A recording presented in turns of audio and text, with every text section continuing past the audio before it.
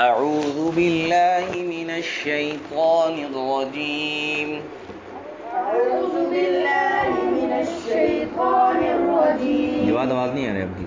بسم اللہ الرحمن الرحیم. بسم اللہ الرحمن الرحیم. یہ آخری سبق ہے. یہ خاتمہ اور یہ اجراء قواعد. اس میں ایک جو ہے نا ہماری جو رہتی ہے وہ رہتا ہے غنہ اور اقلاب. ہم نے پڑھا تھا کہ نون ساکن یا تنوین کے بعد اگر حروف حلقی میں سے کوئی حرف آ جائے تو ایسی نون ساکن اور تنوین میں اظہار ہوگا. کیا ہوگا؟ پھر نون ساکن کا ہم نے دوسرا قاعدہ یہ پڑھا تھا کہ نون ساکن یا تنوین کے بعد اگر حروف اخفا میں سے کوئی حرف آ جائے 15 حروف ہیں تو ایسی نون ساکن تنوین میں کیا ہوگا؟ اخفا ہوگا. نون ساکن یا تنوین کے بعد اگر یرملون میں سے کوئی حرف آ جائے، کیا آ جائے؟ یرملون میں سے کوئی حرف آ جائے تو ایسی نون ساکن یا تنوین میں پھر کیا ہوگا؟ ادغام ہو. کیا ہوگا؟ کیا ہوگا؟ ادغام ہوگا. اور ادغام کہتے ہیں یعنی ایک حرف کو دوسرے حرف میں داخل کرنا. اور پھر ادغام دو قسم کا ہوتا ہے. ایک ہوتا ہے ادغام مع الغنہ، ادغام، اور ایک ہوتا ہے ادغام بلا غنہ. ایک ہوتا ہے ادغام مع الغنہ، ایک ہوتا ہے ادغام بلا غنہ. ادغام مع الغنہ اس کو کہتے ہیں کہ ادغام بھی ہوگا ساتھ غنہ بھی ہوگا، ادغام بھی ہوگا ساتھ غنہ بھی ہوگا، ناک میں آواز بھی. اور ادغام بلا غنہ اس کو کہتے ہیں کہ ادغام تو ہوگا لیکن غنہ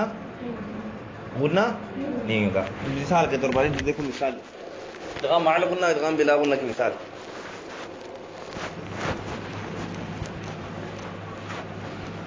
کہ جب نون ساکن یا تنوین کے بعد حروف یرملون، حروف ادغام کا، یہ حروف یرملون بھی کہتے ہیں اس کو، حروف ادغام بھی کہتے ہیں.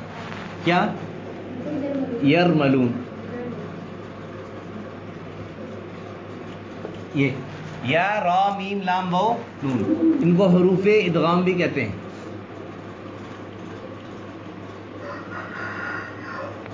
سمجھ گئے؟ ان میں اگر یا نون میم واو یہ حروف آ جائیں تو ان میں ادغام ہوگا مع الغنہ، ادغام مع الغنہ. مثال اس کی دیکھو،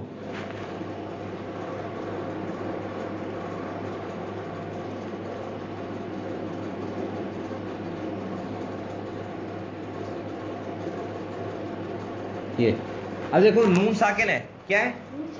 اس کے بعد کیا آ گیا؟ یا حروف یرملون میں سے ہے، ادغام میں سے ہے تو اس میں ادغام ہوگا مع الغنہ. فمن یعمل، ادغام کسے کریں گے؟ نون کو یا میں داخل کریں گے اور ساتھ غنہ ہوگا. فمن یعمل، جس طرح غنہ ایک الف کی مقدار ہوتا ہے اس طرح ادغام بھی ایک الف کی مقدار ہوگی. پھر ان میں اگر لام اور را ہوں، لام اور را یہ دو حروف آ جائیں تو اس میں ادغام ہوگا بغیر غنہ، اس میں ادغام ہوگا بلا غنہ. اس کی مثال دیکھیں،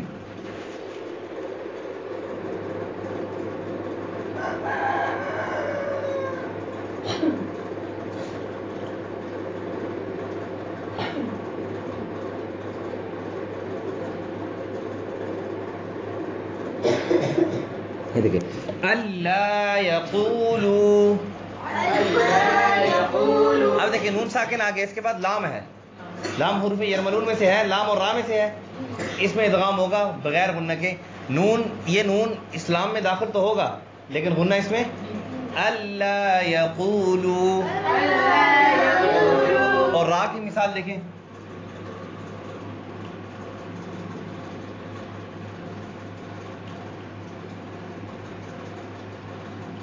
مر ربک، مر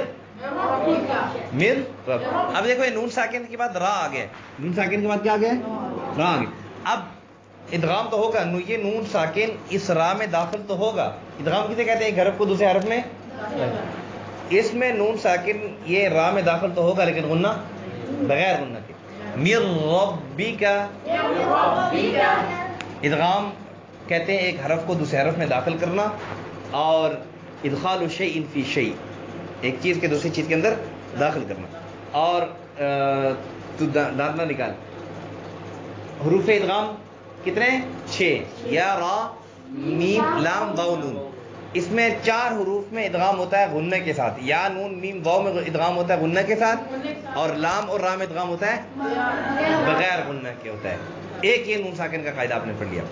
گویا نون ساکن کے آپ نے 4 قاعدے پڑھ لیے. کتنے قاعدے پڑھ لیے؟ 4. کون کون سے؟ اظہار، اخفا، ادغام غنہ، ادغام بغیر غنہ، ادغام مع الغنہ، ادغام بلا غنہ. یعنی 3 قاعدے پڑھ لیے، اور جو تیسرا قاعدہ اس کی 2 قسمیں، تیسرے قاعدے کی 2 قسمیں. چوتھا قاعدہ نون ساکن کا کہ جب نون ساکن یا تنوین کے بعد کیا آ جائے؟ با آ جائے. ایک حرف رہ گیا نا، دیکھنا اب میں آپ کو بتاتا ہوں. جب نون ساکن یا تنوین کے بعد کیا آ جائے؟ با آ جائے. نون ساکن ہے، تنوین ہے، اس کے بعد کیا آ گیا؟ با آ گیا. کیا آ گیا؟ با. تو ایسے نون ساکن یا تنوین میں کیا ہوگا؟ اقلاب کہتے ہیں اس کو. کیا کہتے ہیں؟ اقلاب. یعنی ایسی نون ساکن یا تنوین کو ہم چھوٹی سی میم میں تبدیل کریں گے. چھوٹی سی میم میں تبدیل کریں گے. اس قاعدے کو کہتے ہیں اقلاب. کیا کہتے ہیں؟ اقلاب. یعنی نون ساکن یا تنوین کے بعد اگر با آ گیا، کیا آ گیا؟ با. مثال کے طور پر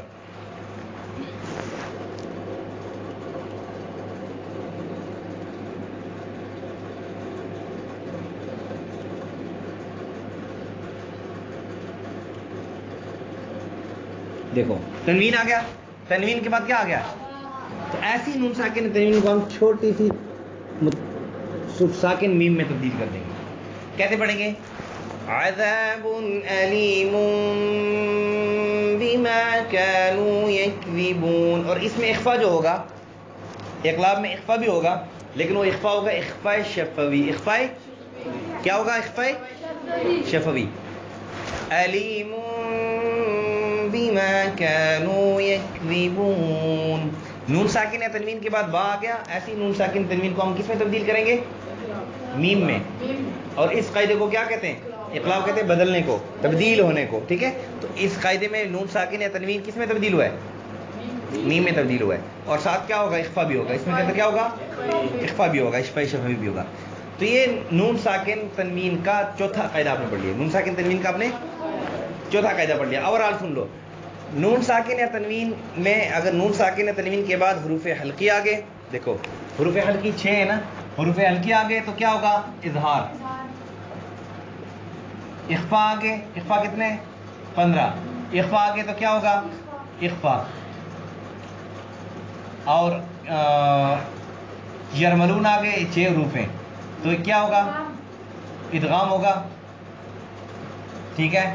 ایک با رہ گیا، با ہوگا تو کیا آ گیا؟ اقلاب. اب یہ ٹوٹل گن لو کتنے؟ یہ ٹوٹل ایک قاعدے تو 4 ہیں، حروف کتنے ٹوٹل بن گئے؟ 15 اور 6 21، 21 اور 6 27، اور ایک 28. یہ ایک ہے نا 28. تو ایک حرف کون سا رہ گیا؟ الف. الف بیچ میں رہ گیا. الف نہیں رہ گیا. اس کے بعد یہ رہ گیا الف اور حمزہ تو ایک ہو گیا نا، یا ڈبل یا رہ گیا، یا ایک الف رہ گیا. سمجھ گیا؟ تو آپ کے حروف پورے. 4 قاعدے: اظہار، اخفا، ادغام، اقلاب. اظہار، اخفا، ادغام اور اقلاب. سمجھ گئے؟ تو یہ آپ کے ٹوٹل 4 قاعدے نون ساکن کے بارے میں ہو گئے. اب اس کے بعد اگلا سنیں میم ساکن کے قاعدے. یہ تو قاعدے ہو گئے نا نون ساکن تنوین کے.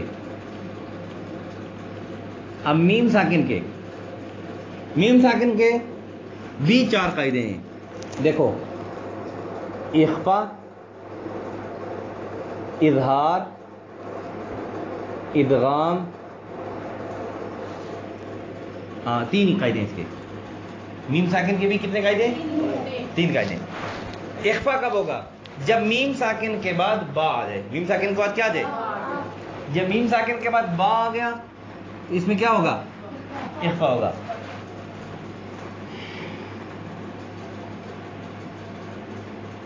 اور جب میم ساکن کے بعد با یا میم کے علاوہ کوئی اور حرف آ گیا، فارغ ہوئی با یا میم کے علاوہ، تو اس میں کیا ہوگا؟ اظہار. اور اگر میم ساکن کے بعد میم آ گیا اس میں کیا ہوگا؟ ادغام. کیا ہوگا؟ میم ساکن کے بعد با آ گیا کیا ہوگا؟ اخفا. جو میم ساکن کی 3 قاعدے ہیں، اخفا، اظہار، ادغام. اخفا، اظہار اور ادغام. اخفا ہوگا جب میم ساکن کے بعد با آ گیا، ادغام ہوگا جب میم ساکن کے بعد میم آئی، اور صبر کرو. اور اظہار تب ہوگا جب میم ساکن کے بعد با یا میم کے علاوہ کو حرف آ جائے. یہ آپ کے قاعدے اس طرح پورے ہو گئے. اب پانی پی لو. اب دیکھیں جی خاتمہ پڑھ لیتے ہیں. پڑھو. جزاء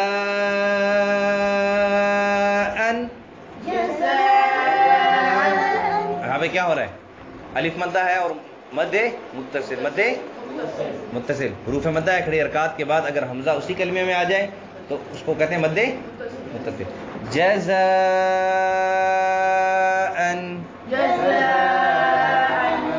الملائکۃ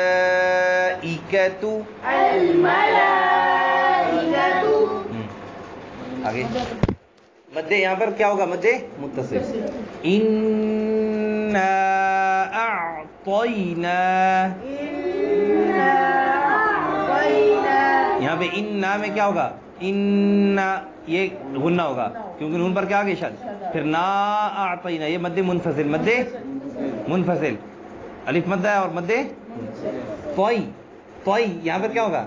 یا لین، اور نا یہاں پر الف مد. الینا یہاں پر کیا ہے؟ یا لین اور الف مد. ایابہم، ایابہم میں کیا ہو رہا ہے؟ الف مد ہے. خیرا یرہ، اب دیکھو خی، خی یہاں پر کیا ہو رہا ہے؟ یا لین. کیا ہو رہا ہے؟ پھر روئی یہاں پہ یہاں پر را ہے، را موٹا پڑ جائے گا. پہلی بات را، پھر را پر تنوین ہے اس کے بعد یا آ گیا. را پر تنوین ہے اس کے بعد یا آ گیا. تو اس کو کیسے پڑھیں گے؟ ادغام ہوگا معل نون ساکن تنوین کے بعد حروف یرملون میں سے حرف آ جائے تو کیا ہوتا ہے؟ ادغام ہوتا ہے. ادغام میں پھر لام اور را کے علاوہ حروف ہوں تو بغیر غنہ کے نہیں، غنہ کے ساتھ ہوتا ہے. پھر لام اور را میں ادغام ہوتا ہے بغیر غنہ کا. یہاں پہ ادغام ہوگا معل غنہ. یراہ خیرا یراہ، پھر میقاتا یوم. اب میقات می میں کیا ہو رہا ہے؟ یا مدہ کیا ہے؟ اور قا تین یوم یہاں پر کیا؟ ادغام مع الغنہ اور یو یہ واؤلی. میقاتا یوم فمن یعمل. ہاں یہاں پر کیا ہو رہا ہے؟ ادغام مع الغنہ. ادغام نون ساکن ہے تنوین کے بعد حروف یرملون میں سے یا آئی ہوئی ہے. فمن یعمل. آج یہاں تک کافی ہے. کل کے سبق میں انشاءاللہ ہم پھر پڑھیں گے وقف کے قاعدے. آخری وقف کے قاعدے رہ گئے کہ وقف کس جگہ پر کرنا ہے، کس جگہ پر کیسے وقف کرنا ہے. انشاءاللہ وہ کل کے قاعدے میں پڑھ کے کل کے سبق میں، اور پھر آگے باقی سبق بھی پڑھیں گے تو کل انشاءاللہ آپ کا قاعدہ مکمل ہوگا. صدق اللہ العظیم.